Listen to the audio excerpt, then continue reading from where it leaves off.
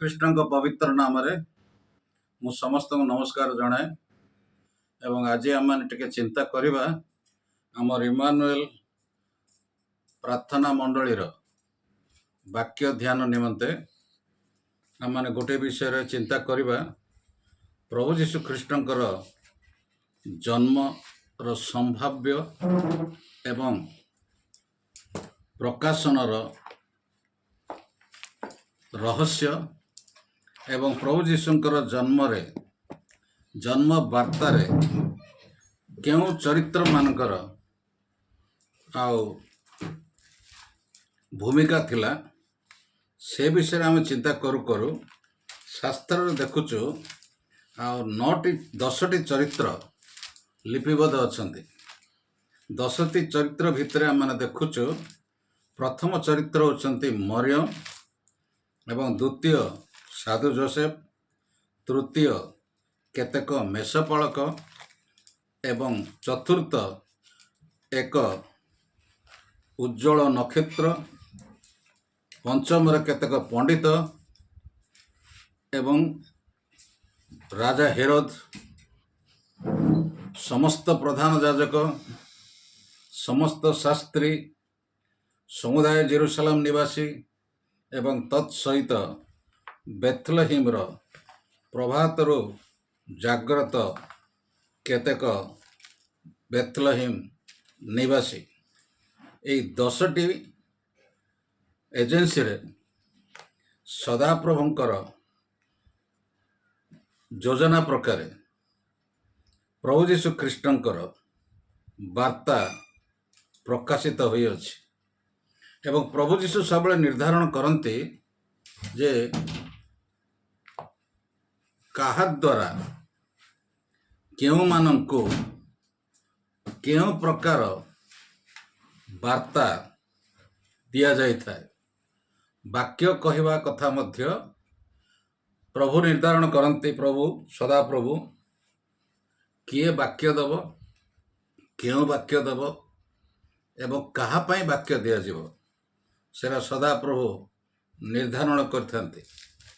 जीशुंकर जन्म वार्ता प्रथमे सदा प्रभु एक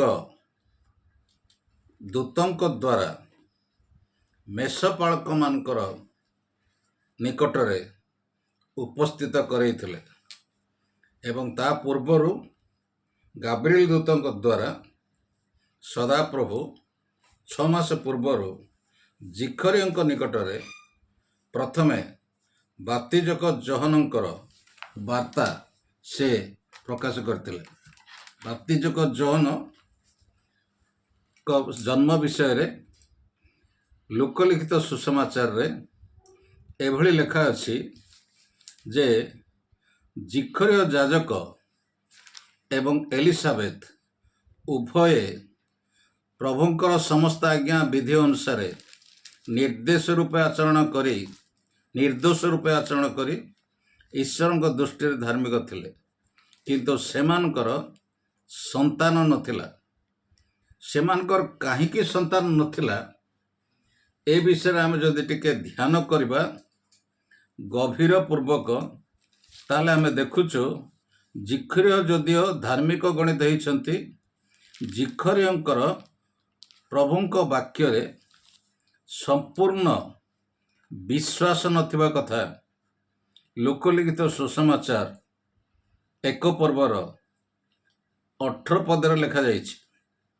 एथिरे एभली लेखा अछि, एथिरे जिखरिय दूतंकु कहिले मु केउ चिन्ह द्वारा जानिबी, कारण मु तो वृद्ध पुणी मोहर भार्यांक बयस अधिक हेलानी। एथिरो जणा जाए ईश्वरंक वाक्य को जिखरिय संपूर्ण विश्वास करिनांती। जेतेबेले गाब्रिएल दूत तांको कहउछंती जे जिखरिय भय कर नाही, कारण तुमर निवेदन सुना जाई अछि आ तुमर भार्या एलिसाबेथ तुम निमंते गोटे पुत्र प्रसव करिव, तुमे ताहार नाम जीशु देव सेई जोहन देव।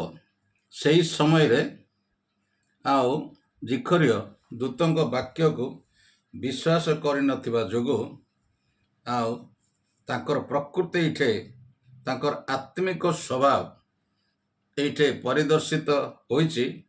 ଯେତେବେଳେ ସେ ଦୂତଙ୍କୁ ପ୍ରଶ୍ନ କରୁଛନ୍ତି ମୁଁ କେଉଁ ଚିହ୍ନ ଦ୍ୱାରା ଏହା ଜାଣିବି, ତାର ଅର୍ଥ ଜିଖରିୟ ପ୍ରଭୁଙ୍କ ବାକ୍ୟକୁ ସମ୍ପୂର୍ଣ୍ଣ ରୂପେ ବିଶ୍ୱାସ କରୁନଥିଲେ। ତେଣୁକରି ଯଦିଓ ସେମାନେ ସଦାପ୍ରଭୁଙ୍କର ସମସ୍ତ ଆଜ୍ଞା ଓ ବିଧି ପ୍ରକାରେ ବିଶେଷ ରୂପେ ଆଚରଣ କରି ଈଶ୍ୱରଙ୍କ ଦୃଷ୍ଟିରେ ଧାର୍ମିକ ଗଣିତ ହେଇଥିଲେ, ତଥାପି ସେମାନଙ୍କର ସନ୍ତାନ ନଥିଲା। କାହିଁକି ଆମେ ଦେଖୁଛୁ ଗୀତ ସଂହିତା 127 ପର୍ବରେ ଏକଥା ପ୍ରଭୁଙ୍କ ବାକ୍ୟରେ ଲିପିବଦ୍ଧ ଅଛି ଯେ 127ର 3 ପଦରେ ଏଭଳି ଲେଖା ଅଛି, ଦେଖ ସନ୍ତାନଗଣ ସଦାପ୍ରଭୁଙ୍କ ଦତ୍ତ ଅଧିକାର ଓ ଗର୍ଭଜାତ ଫଳ ତାହାଙ୍କ ଦତ୍ତ ପୁରସ୍କାର। ଏଇଠି ଆମେ ଦେଖୁଛୁ ଜିଖରିୟ ଏବଂ ଏଲିସାବେଥଙ୍କ ଜୀବନରେ ଯଦିଓ ସେମାନେ ଧାର୍ମିକ ଈଶ୍ୱରଙ୍କ ଦୃଷ୍ଟିରେ, ତଥାପି ସେମାନେ ସେ ପୁରସ୍କାରରୁ ବଞ୍ଚିତ ଅଛନ୍ତି। ତ ତଦ୍ରୂପ ଆମେ ଦେଖୁଛୁ ଯେ ଦୂତ ଯେତେବେଳେ କହିଲେ ତାଙ୍କ କଥାକୁ ସେ ବିଶ୍ୱାସ କରିନାହାନ୍ତି। ତାପରେ ଆମେ ଦେଖୁଛୁ ତାର 6 ମାସ ପରେ ଗାବ୍ରିଏଲ ଦୂତ ଈଶ୍ୱରଙ୍କ ନିକଟରୁ ଗାଲିଲିର ନାଜରିତ ନାମକ ଜଣେ କନ୍ୟା ନିକଟକୁ ପ୍ରେରିତ ହେଲେ ଏବଂ ସେ କନ୍ୟା ବିଷୟରେ ଲେଖାଯାଏ ଦାଉଦଙ୍କ ବଂଶର ଯୋସେଫ ନାମକ ଜଣେ ପୁରୁଷଙ୍କ ସହିତ ତାଙ୍କର ବିବାହ ନିର୍ବନ୍ଧ ହୋଇଥିଲା, କିନ୍ତୁ ବିବାହ ହୋଇନଥିଲା ଏବଂ ସେହି କନ୍ୟାଙ୍କ ନାମ ମରିୟମ। ସେ ମରିୟମ ଗୃହରେ ଗାବ୍ରିଏଲ ଦୂତ ତାଙ୍କ ନିକଟକୁ ଆସି ଗୃହରେ ପ୍ରବେଶ କରିକି ତାଙ୍କୁ ସମ୍ବୋଧନ କରୁଛନ୍ତି ଏଭଳି, ଆଗ ଅନୁଗ୍ରହ ପାତ୍ରୀ ତୁମର ମଙ୍ଗଳ ହେଉ, ପ୍ରଭୁ ତୁମର ସହବର୍ତ୍ତୀ। କିନ୍ତୁ ଏହି ବାକ୍ୟରେ ଲେଖାଯାଇଛି ମରିୟମ ଉଦ୍ବିଗ୍ନ ହୋଇ ଏହା କି ପ୍ରକାର ସମ୍ଭାଷଣ ବୋଲି ମନରେ ଆନ୍ଦୋଳିତ ହେଲେ। ପ୍ରକୃତରେ ମରିୟମଙ୍କ ଜୀବନରେ ସେହି ସମୟରେ ସେ ନିଃସଙ୍ଗ ଜୀବନ ଯାପନ କରୁଛନ୍ତି। ସେ ଏକାକୀ ଅଛନ୍ତି, ପିତା ମାତାଙ୍କୁ ହରାଇ ଦେଇଛନ୍ତି ଏବଂ ଏକୁଟିଆ ସେଠି ଥିବା ସମୟରେ ତାଙ୍କର ନିର୍ବନ୍ଧ ହେଇଛି ଯୋସେଫଙ୍କ ସହିତ। କିନ୍ତୁ ସେ ନିଃସଙ୍ଗ ଜୀବନ ଯାପନ କରୁଛନ୍ତି। କାହିଁକି? ଜିହୁଦୀୟ କାଲଚର ପ୍ରକାରେ ନିର୍ବନ୍ଧ ହେଲା ପରେ ସେମାନେ ତାଙ୍କର ପାଣି ଗ୍ରହଣ ହେଲା ପର୍ଯ୍ୟନ୍ତ ଉଭୟ ପୁରୁଷ ଏବଂ ସ୍ତ୍ରୀ ବା ବରକନ୍ୟା ଶାରୀରିକ ସମ୍ପର୍କ ଯଦି ରଖନ୍ତି ତାହେଲେ ସେମାନେ ଦୋଷୀ ସାବ୍ୟସ୍ତ ହେବେ। ଏହି କଥା ତାଙ୍କର କାଲଚରରେ ଜିହୁଦୀ ପ୍ରଥାରେ ବିଧିବିଧାନ ଥିଲା। କନ୍ୟାର ଯୌବନ ପ୍ରାପ୍ତିର 2 ବର୍ଷ ମଧ୍ୟରେ ନିର୍ଦ୍ଧାରିତ ବରଙ୍କ ସହିତ ବିବାହ ଦିଆଯାଏ। ବିବାହ ପୂର୍ବରୁ ଯଦି କୌଣସି କାରଣବଶତଃ ଉଭୟ ପୁରୁଷ ଏବଂ ସ୍ତ୍ରୀ ମିଳିତ ହୁଅନ୍ତି କିମ୍ବା ସ୍ତ୍ରୀ ଅନ୍ୟ ପୁରୁଷ ସହିତ ମିଳିତ ହୁଏ କିମ୍ବା ପୁରୁଷ ଅନ୍ୟ ସ୍ତ୍ରୀ ସହିତ ମିଳିତ ହୁଏ, ତାହେଲେ ଉଭୟଙ୍କୁ ଦୋଷୀ ସାବ୍ୟସ୍ତ କରି ତାଙ୍କର ଦଣ୍ଡ ବିଧାନ କରାଯାଏ। ଏବଂ ସେହି ସମୟରେ ମଶାଙ୍କ ଦ୍ୱାରା ପରମେଶ୍ୱରଙ୍କ ଦଣ୍ଡ ବିଧାନ ଏଭଳି ଥିଲା, ଯେଉଁଟା ଆମେ ବାକ୍ୟରେ ପାଉଛୁ ଗଣନା ପୁସ୍ତକ 15 ପର୍ବର 32ରୁ 36 ଯଦି ଅଧ୍ୟୟନ କରିବା, ବିଶ୍ରାମ ବାରର ଉଲ୍ଲଂଘନ ସକାଶେ ପ୍ରସ୍ତାରାଘାତ ଦଣ୍ଡ ବିଧାନ ଅଛି। ଏବଂ ଆମେ ଯଦି ଲେବି ପୁସ୍ତକ 24 ପର୍ବର 10ରୁ 14 ଅଧ୍ୟୟନ କରିବା, ସେଇଠି ଈଶ୍ୱରଙ୍କ ନାମର ନିନ୍ଦାର ଦଣ୍ଡ ମଧ୍ୟ ପ୍ରସ୍ତାରାଘାତ ପ୍ରକରଣ କରାଯାଇଛି। ଏବଂ ବ୍ୟଭିଚାର ଦୋଷ ନିମନ୍ତେ ମଧ୍ୟ ଲେବି ପୁସ୍ତକ 20ର 10ରେ ମୃତ୍ୟୁଦଣ୍ଡର ବ୍ୟବସ୍ଥା ଅଛି। ଏବଂ କୁକର୍ମର ଦଣ୍ଡ ଆମେ ଦେଖୁଛୁ ଦ୍ୱିତୀୟ ବିବରଣୀର 17 ପର୍ବର 5 ପଦରେ ମଧ୍ୟ ପ୍ରସ୍ତାରାଘାତ ଦ୍ୱାରା ମୃତ୍ୟୁଦଣ୍ଡ ଦେବାର ବ୍ୟବସ୍ଥା ଅଛି। ଆମେ ଦେଖୁଛୁ ଇସ୍ରାଏଲ ମାନଙ୍କର ଜୀବନରେ ସେମାନେ ଯେତେବେଳେ ଜିରିଖ ଦଖଲ କରିବାକୁ ଯାଉଛନ୍ତି ଏବଂ କରିଛନ୍ତି, ସେହି ସମୟରେ ଆଖାନ ନାମକ ଜଣେ ବ୍ୟକ୍ତି ସେ ଏକ ବାବଲୀୟ ବସ୍ତ୍ର ଏବଂ ଏକ ସୁନାମୁଣ୍ଡା ଧରି ସେ ବର୍ଜ୍ୟ ବସ୍ତୁରୁ ଲୁକାୟିତ ଭାବରେ ନିଜର ତମ୍ବୁ ତଳେ ସେ ପୋତିକି ରଖିଛନ୍ତି। ଏ କଥା ପରବର୍ତ୍ତୀ ସମୟରେ ଯେତେବେଳେ ଧରା ପଡ଼ିଛି, ଆମମାନେ ଦେଖୁଛୁ ଜିଓସ ପୁସ୍ତକ 7 ପର୍ବର 19ରୁ 21 ଏବଂ 24ରୁ 26 ଯଦି ପଢ଼ିବା, ସେଇଠି ଆମେ ଦେଖୁଛୁ ଆଖାନର ଅପରାଧ ସକାଶେ ସେଇଠି ମୋଶେଙ୍କ ବ୍ୟବସ୍ଥା ଅନୁସାରେ ଇସ୍ରାଏଲ ଲୋକମାନେ ଜିଓସଙ୍କ ନେତୃତ୍ୱରେ ସେମାନେ ଚୋରି ସାମଗ୍ରୀ ସହିତ ଚୋରର ସମସ୍ତ ପରିଜନଙ୍କୁ ଏବଂ ତାଙ୍କର ସକଳ ସମ୍ପତ୍ତିକୁ ପ୍ରସ୍ତାରାଘାତ କରିକି ପୋତି ପକାଇଛନ୍ତି। ତେଣୁ କରିକି ଗାବ୍ରିଏଲ ଦୂତ ଯେତେବେଳେ ମରିୟମଙ୍କ ନିକଟରେ ଉପସ୍ଥିତ ହେଉଛନ୍ତି ଏବଂ ତାଙ୍କୁ ପ୍ରସ୍ତାବ ଦେଉଛନ୍ତି, ସେହି ସମୟରେ ମରିୟମ ରାଜି ହେଉନାହାନ୍ତି ଏବଂ ମରିୟମ ତାଙ୍କ ଗାବ୍ରିଏଲ ଦୂତଙ୍କର 5ଟି ପ୍ରସ୍ତାବରେ ସେ ରାଜି ହେଉନାହାନ୍ତି ଏବଂ ସେ କୌଣସି ଉତ୍ତର ଦେଉନାହାନ୍ତି। ଯେତେବେଳେ ଗାବ୍ରିଏଲ ଦୂତ କହିଲେ, ଦେଖ, ଯେଉଁଟାକି ଲୁକ 1:31ରେ ଲେଖା ଅଛି, ତୁମେ ଗର୍ଭଧାରଣ କରି ଗୋଟେ ପୁତ୍ର ପ୍ରସବ କରିବ ଓ ତାହାଙ୍କ ନାମ ଯୀଶୁ ଦେବ। ଯୀଶୁ ନାମର ଅର୍ଥ ଆମେ ମାଥିବ ପୁସ୍ତକରେ ଦେଖୁଛୁ 1:21ରେ ତ୍ରାଣକାରୀ। ତଥାପି ମରିୟମ ନୀରବ ଅଛନ୍ତି ଏବଂ ସେ ଭାବୁଛନ୍ତି ସେ ପ୍ରସ୍ତାରାଘାତ କଥା।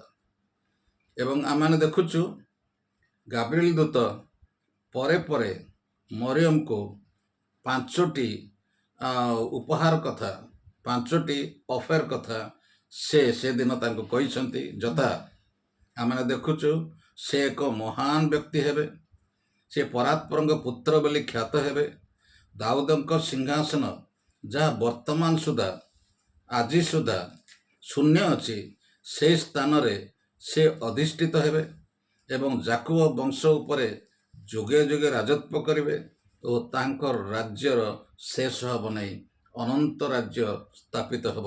ତଥାପି ମରିୟମ ନିରୁତ୍ତର ହେଇଛନ୍ତି ଏବଂ ସେ ପ୍ରଶ୍ନ କରୁଛନ୍ତି, ଏହା କିପରି ସମ୍ଭବ, ଯେହେତୁ ମୁଁ ଯଦିଓ ଯୋସେଫଙ୍କ ସହିତ ମୋର ନିର୍ବନ୍ଧ ହେଇଛି, ମୁଁ କୌଣସି ପୁରୁଷର ସ୍ପର୍ଶରେ ଆସିନାହିଁ, ମୁଁ ପୁରୁଷକୁ ଜାଣିନାହିଁ, ତାହା କିପରି ସମ୍ଭବ?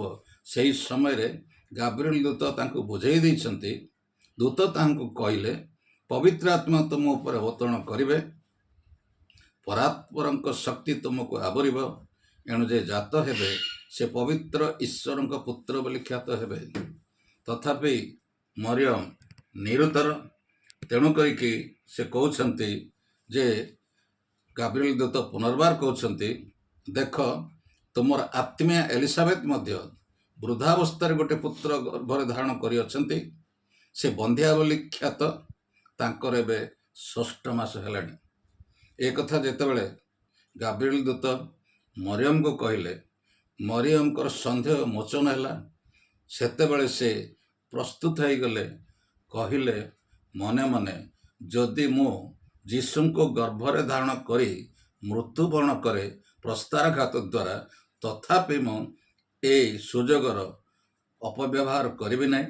ମୁଁ ନିଶ୍ଚୟ ଯୀଶୁଙ୍କର ମାତା ହେବି ଏବଂ ମୁଁ ମଲେ ପଛେ ମରିବି, କିନ୍ତୁ ଯୀଶୁଙ୍କୁ ତାଙ୍କର ବାକ୍ୟକୁ ଗର୍ଭରେ ଧାରଣ କରିବି, ଯେଉଁ ବାକ୍ୟ ଯୋହନ 1:14 ପ୍ରକାରେ ସେ ଶରୀରରେ ପରିବର୍ତ୍ତିତ ହେବ ଏବଂ ଗର୍ଭଧାରଣ କରିକି ସେ ମନୁଷ୍ୟ ପୁତ୍ରକୁ ଜନ୍ମ ଦେବେ। এই କଥା ଚିନ୍ତା କରିକି ଶେଷରେ ତାଙ୍କର ମତ ପ୍ରକାଶ କରୁଛନ୍ତି, ଯେଉଁଟାକି ଆମେ ଦେଖୁଛୁ ଲୁକ 1:38ରେ ଲେଖା ଅଛି। ଏଥିରେ ମରିୟମ କହିଲେ, ଦେଖନ୍ତୁ, ମୁଁ ପ୍ରଭୁଙ୍କ ଦାସୀ, ଆପଣଙ୍କ ବାକ୍ୟାନୁସାରେ ମୋ ପ୍ରତି ଘଟୁ। ଏ କଥା ସେ ବାକ୍ୟ ନିଜର ଜଠରେ ଗ୍ରହଣ କଲେ ଏବଂ ସେ ବାକ୍ୟ ଦେହ ଧାରଣ କଲେ।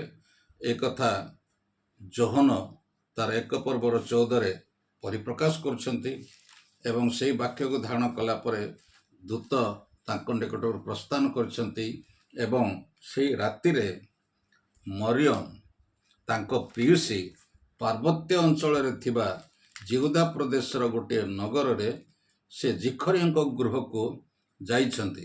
ଯଦିଓ ନାଜରିତରୁ ସେ ସ୍ଥାନ 80 ମାଇଲ ପାର୍ବତ୍ୟ ଅଞ୍ଚଳ, ତଥାପି ଅନ୍ତଃସତ୍ତ୍ୱା ମରିୟମ ଆତ୍ମିକ ଶକ୍ତିରେ ସେ ସେଠାରେ ଉପସ୍ଥିତ ହେଇଛନ୍ତି। ସେହି କ୍ଷଣ ଉପସ୍ଥିତ ହେଇଛନ୍ତି, ଯେପରି ଆମେମାନେ ଦେଖୁଛୁ ପ୍ରେରିତ ପୁସ୍ତକରେ ନପୁଂସକକୁ ବାପ୍ତିସ୍ମ ଦେଲା ପରେ ଫିଲିପ ଆତ୍ମାଙ୍କ ଦ୍ୱାରା ନୀତ ହୋଇ ଏସ୍ଦୋଦରେ ଦେଖାଯାଇଛନ୍ତି।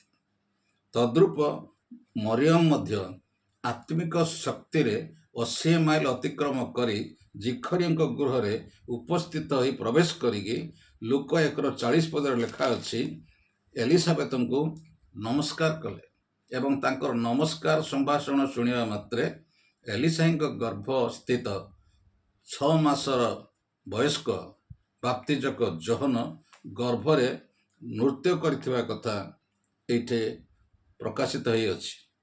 ତାପରେ ଆମେ ଦେଖୁଛୁ 3 ମାସ ପରେ ଯେତେବେଳେ ମରିୟମ ଫେରିଛନ୍ତି ନାଜରିତକୁ, ସେହି ସମୟରେ ନାଜରିତରେ ଗୋଟିଏ କଥା ଚହଳ ସୃଷ୍ଟି କରିଛି ଯେ ମରିୟମ ନିର୍ବନ୍ଧିତ ଯୋସେଫଙ୍କ ସହିତ, କିନ୍ତୁ ସେ ପବିତ୍ର ଆତ୍ମାଙ୍କ ଦ୍ୱାରା ତାଙ୍କର ଗର୍ଭ ହୋଇଛି, ଏ କଥା ସେ ଯୋସେଫଙ୍କ ନିକଟରେ ପ୍ରକାଶ କରିଛନ୍ତି।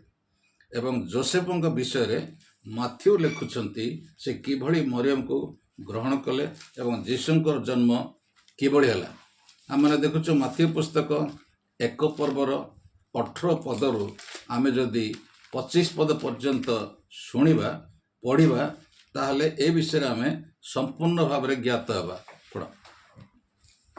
ଏପରି ଲେଖା ଅଛି, ଯୀଶୁଖ୍ରୀଷ୍ଟଙ୍କର ଜନ୍ମ ବୃତ୍ତାନ୍ତ। ଯୀଶୁଖ୍ରୀଷ୍ଟଙ୍କ ଜନ୍ମ ଏହି ପ୍ରକାର ହେଲା। ତାହାଙ୍କ ମାତା ମରିୟମଙ୍କର ଯୋସେଫଙ୍କ ସହିତ ବିବାହ ନିର୍ବନ୍ଧ ହେଲା ପରେ ସେମାନଙ୍କ ସହବାସ ପୂର୍ବେ ସେ ପବିତ୍ର ଆତ୍ମାଙ୍କ କର୍ତ୍ତୃକ ଗର୍ଭବତୀ ହୋଇଅଛନ୍ତି ବୋଲି ଜଣାପଡ଼ିଲା। ଏଥିରେ ତାଙ୍କ ସ୍ୱାମୀ ଯୋସେଫ ଧାର୍ମିକ ଥିବାରୁ ଏବଂ ତାଙ୍କୁ ପ୍ରକାଶରେ ନିନ୍ଦାର ପାତ୍ର କରିବାକୁ ଇଚ୍ଛା ନ କରିବାରୁ ଗୋପନରେ ତାଙ୍କୁ ପରିତ୍ୟାଗ କରିବାକୁ ସ୍ଥିର କଲେ। କିନ୍ତୁ ସେ ଏହା ମନସ୍ଥ କଲା ପରେ ଦେଖ, ପ୍ରଭୁଙ୍କର ଜଣେ ଦୂତ ସ୍ୱପ୍ନରେ ତାଙ୍କୁ ଦର୍ଶନ ଦେଇ କହିଲେ, ହେ ଦାଉଦଙ୍କ ସନ୍ତାନ ଯୋସେଫ, ତୁମର ଭାର୍ଯ୍ୟା ମରିୟମକୁ ଗ୍ରହଣ କରିବାକୁ ଭୟ କର ନାହିଁ, କାରଣ ତାହାର ଗର୍ଭ ପବିତ୍ର ଆତ୍ମାଙ୍କ କର୍ତ୍ତୃକ ହୋଇଅଛି। ସେ ପୁତ୍ର ପ୍ରସବ କରିବେ, ଆଉ ତୁମେ ତାହାଙ୍କ ନାମ ଯୀଶୁ ଦେବ, କାରଣ ସେ ଆପଣା ଲୋକଙ୍କୁ ସେମାନଙ୍କର ସମସ୍ତ ପାପରୁ ପରିତ୍ରାଣ କରିବେ। ମାଓବାଦୀଙ୍କ ଦ୍ୱାରା ପ୍ରଭୁଙ୍କ ଉକ୍ତ ଏହି ବାକ୍ୟ ଯେପରି ସଫଳ ହୁଏ, ଏଥି ନିମନ୍ତେ ଏ ସମସ୍ତ ଘଟିଲା। ଦେଖ, ଜଣେ କନ୍ୟା ଗର୍ଭବତୀ ହୋଇ ପୁତ୍ର ପ୍ରସବ କରିବେ, ଆଉ ଲୋକେ ତାହାଙ୍କ ନାମ ଇମାନୁଏଲ ଦେବେ। ଏହି ନାମର ଅର୍ଥ ଆମମାନଙ୍କ ସହିତ ଈଶ୍ୱର। ଏଥିରେ ଯୋସେଫ ନିଦ୍ରାରୁ ଉଠି ପ୍ରଭୁଙ୍କ ଦୂତ ତାଙ୍କୁ ଯେପରି ଆଜ୍ଞା ଦେଇଥିଲେ ସେହିପରି କଲେ ଓ ନିଜ ଭାର୍ଯ୍ୟାଙ୍କୁ ଗ୍ରହଣ କଲେ। କିନ୍ତୁ ସେ ପୁତ୍ର ପ୍ରସବ ନ କରିବା ପର୍ଯ୍ୟନ୍ତ ତାଙ୍କ ସହବାସ କଲେ ନାହିଁ। ସେ ପୁତ୍ରଙ୍କ ନାମ ଯୀଶୁ ଦେଲେ। ଆମେନ୍। ଆମେନ୍।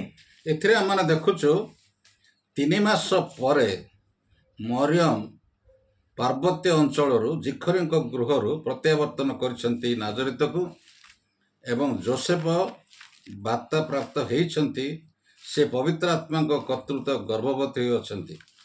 ତେଣୁକରି ଯୋସେଫ ବ୍ୟତିବ୍ୟସ୍ତ ହେଇଛନ୍ତି, କ'ଣ କରାଯିବ? କାହିଁକି ଯୋସେଫ ମଧ୍ୟ ଜାଣିଛନ୍ତି ଏ ଅପରାଧର ଦଣ୍ଡବିଧାନ ପ୍ରସ୍ତାରାଘାତ। ତେଣୁକରି ସେ ବ୍ୟସ୍ତ ହେଇକି ରାତିରେ ସେ ନିଦ୍ରିତ ହେଇଥିବା ସମୟରେ ଗାବ୍ରିଏଲ ଦୂତ ତାଙ୍କ ନିକଟରେ ଉପସ୍ଥିତ ହେଇଛନ୍ତି ଏବଂ ତାଙ୍କୁ ସ୍ୱପ୍ନ ଦର୍ଶନ ଦ୍ୱାରା ସେ କଥା କହିଛନ୍ତି ଏବଂ ସେ କହୁଛନ୍ତି, ହେ ଦାଉଦଙ୍କ ସନ୍ତାନ ଯୋସେଫ। ଯେତେବେଳେ ଏ ସମ୍ବୋଧନ ହେଲା, ମରିୟମଙ୍କ ପରି ସେ ମଧ୍ୟ ଆନ୍ଦୋଳିତ ହେଲେ ଏବଂ ହୁଏତ ପ୍ରଶ୍ନ କଲେ ଯେ ଦୂତଙ୍କୁ, ମୁଁ କିପରି ଦାଉଦଙ୍କ ସନ୍ତାନ? କାହିଁକି ମୁଁ ପ୍ରକୃତରେ ନାଜରିତ ସ୍ଥିତ ଯାକୁବଙ୍କର ଜନ୍ମିତ ସନ୍ତାନ ଏବଂ ମୋର ନାଁ ଯୋସେଫ। ମୁଁ ଯଦି ଦାଉଦ ସନ୍ତାନ ହେଇଥାନ୍ତି ତାହେଲେ ମୁଁ ଜେରୁସାଲେମ ରହିଥାନ୍ତି, ଏବଂ ଯେହେତୁ ବର୍ତ୍ତମାନ ସୁଦ୍ଧା ଦାଉଦଙ୍କ ସିଂହାସନ ଶୂନ୍ୟ ଅଛି, ହୁଏତ ମୁଁ ସେ ସିଂହାସନ ଅଳଙ୍କୃତ କରିଥାନ୍ତି। କିନ୍ତୁ ମୁଁ ନାଜରିତରେ ମୁଁ ଜନ୍ମ, ଏବଂ ମୋର ପିତା ହେଉଛନ୍ତି ମତାନଙ୍କ ପୁତ୍ର ଜାକୁବ, ଏବଂ ଜାକୁବଙ୍କ ପୁତ୍ର ମୁଁ। ଏ କଥା ମାଥ୍ୟୁ 1:16 ଲେଖା ଅଛି। ଆମେ ପଢ଼ିବା ମାଥ୍ୟୁ 1:16। ମୋତାନ ଜାକୁବଙ୍କୁ ଜନ୍ମ ଦେଲେ, ଜାକୁବ ମରିୟମଙ୍କର ସ୍ୱାମୀ ଯୋସେଫଙ୍କୁ ଜନ୍ମ ଦେଲେ। ଏହି ମରିୟମଙ୍କ ଗର୍ଭରୁ ଯୀଶୁ ଜନ୍ମ ହେଲେ, ତାହାଙ୍କୁ ଖ୍ରୀଷ୍ଟ କୁହାଯାଏ। ଆମେନ୍। ଆମେନ୍। ଏଇଠି ଆମେ ଦେଖୁଛୁ ଆଉ ଜାକୁବ 2 ପଦରେ ଅଛନ୍ତି। 1:2 ପଦରେ ଅବ୍ରାହମ ଇସାକଙ୍କୁ ଜନ୍ମ ଦେଲେ, ଇସାକ ଜାକୁବଙ୍କୁ ଜନ୍ମ ଦେଲେ, ଜାକୁବ ଜିହୁଦା ଓ ତାଙ୍କ ଭାଇମାନଙ୍କୁ ଜନ୍ମ ଦେଲେ। ଏ ଜାକୁବ ଏବଂ ଏ ମତାନଙ୍କ ପୁତ୍ର ଜାକୁବ, ଏ 2 ଜାକୁବଙ୍କର ଯଦି ନାମର ସାମଞ୍ଜସ୍ୟ ଅଛି, ବ୍ୟକ୍ତି ସେମାନେ ଅଲଗା ଅଲଗା ବ୍ୟକ୍ତିତ୍ୱ ଅଟନ୍ତି। ଆଉ ଯେତେବେଳେ ଦାଉଦଙ୍କ ସନ୍ତାନ ବୋଲିକି ସମ୍ବୋଧିତ ହେଲେ, ସେ ସମୟରେ ହୁଏତ ସେ ନିଦ୍ରାରେ ଥାଇକି ପ୍ରଶ୍ନ କରିଛନ୍ତି ଗାବ୍ରିଏଲ ଦୂତକୁ, ଏହା କିପରି ମୁଁ ଦାଉଦଙ୍କର ସନ୍ତାନ ହେବି? ତାଙ୍କୁ ବୁଝେଇ ଦେଇଛନ୍ତି, ଯେଉଁଟା ମାଥ୍ୟୁ ଲେଖିଛନ୍ତି।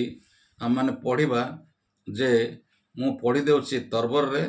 ଆଉ ମାଥ୍ୟୁ ପୁସ୍ତକ 1:1-6 ଆମେ ଦେଖୁଛୁ, ଅବ୍ରାହମ ଇସାକକୁ ଜନ୍ମ କଲେ, ଇସାକ ଜାକୁବଙ୍କୁ ଜନ୍ମ କଲେ, ଜାକୁବ ଜିହୁଦାଙ୍କୁ ଜନ୍ମ କଲେ, ଜିହୁଦା ପେରେସକୁ ଜନ୍ମ ଦେଲେ, ଏବଂ ପେରେସ ହିସ୍ରୋନକୁ ଜାତ କଲେ, ହିସ୍ରୋନ ଅରାମକୁ ଜାତ କଲେ, ଅରାମ ଅମିନାଦାବକୁ ଜାତ କଲେ, ଅମିନାଦାବ ନହଶନକୁ ଜାତ କଲେ, ନହଶନଙ୍କ ପୁତ୍ର ସୋଲୋମନ, ଏବଂ ସୋଲୋମନଙ୍କ ପୁତ୍ର ବୋୟାଜ, ଏବଂ ବୋୟାଜ ଓବେଦଙ୍କୁ ଜାତ କଲେ, ଏବଂ ଓବେଦ ଜିସୟଙ୍କୁ ଜାତ କଲେ, ଏବଂ ଜିସୟଙ୍କ ଗର୍ଭରୁ ଦାଉଦ ଜନ୍ମ ହେଲେ।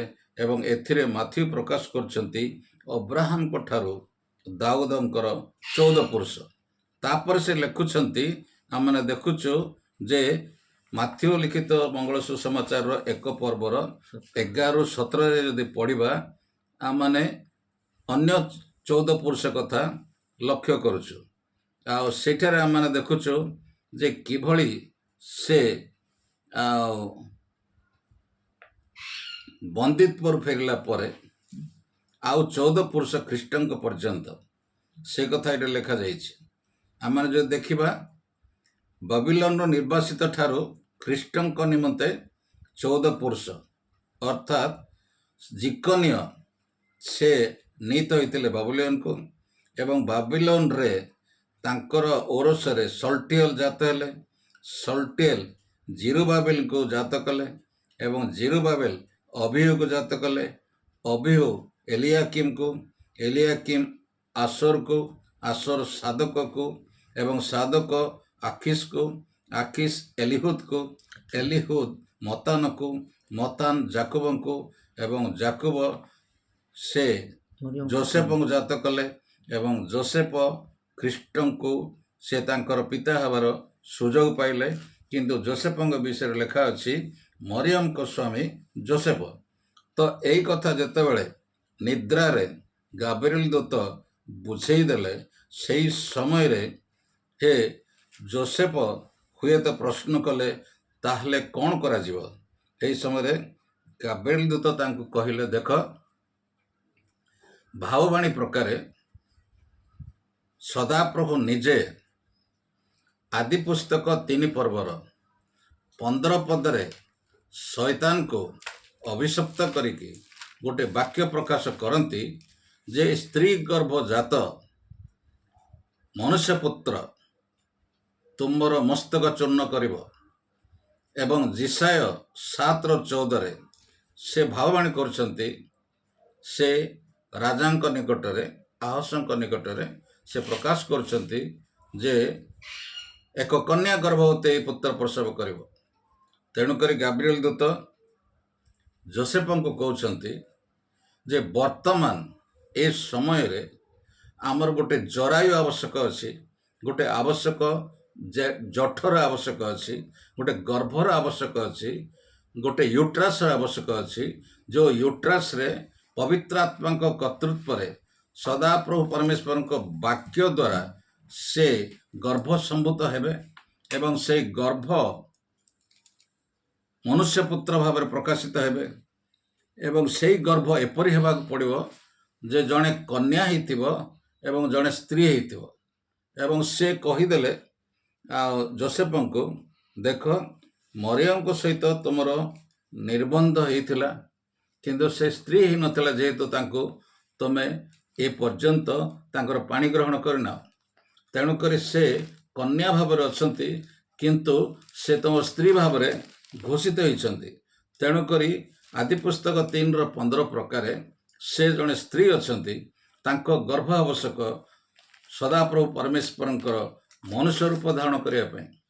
ଏବଂ ସେ ଜଣେ କନ୍ୟା ମଧ୍ୟ ଅଛନ୍ତି, ଯିଶାୟ ଭାବଦୀଙ୍କର ଭାବାଣୀ ପ୍ରକାରେ ଏକ କନ୍ୟାର ଗର୍ଭ ମଧ୍ୟ ଆବଶ୍ୟକ ଅଛି, ଯେ ସଦାପ୍ରଭୁଙ୍କ ବାକ୍ୟ ମନୁଷ୍ୟ ରୂପ ଧାରଣ କରିବା ସକାଶେ।